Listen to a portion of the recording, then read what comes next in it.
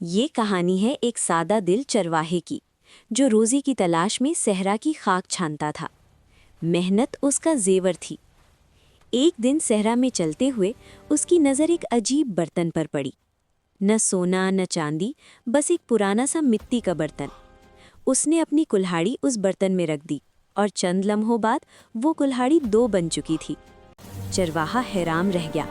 وہ برتن گھر لے آیا۔ جو چیز اس میں ڈالتا وہ 2 ہو جاتی۔ غریبی خوشحالی میں بدلنے لگی۔ مگر پھر دل میں ایک خطرناک خیال آیا، جب چیزیں 2 ہو سکتی ہیں تو انسان کیوں نہیں؟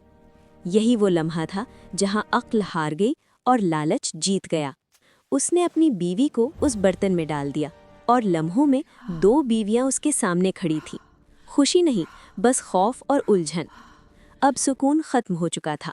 گھر خوشیوں سے نہیں، جھگڑوں سے بھر گیا۔ چرواہا سمجھ چکا تھا کہ اس نے بڑی غلطی کر دی ہے۔ یہ کہانی ہمیں سکھاتی ہے کہ نعمت شکر سے بڑھتی ہے اور لالچ تباہی لاتا ہے۔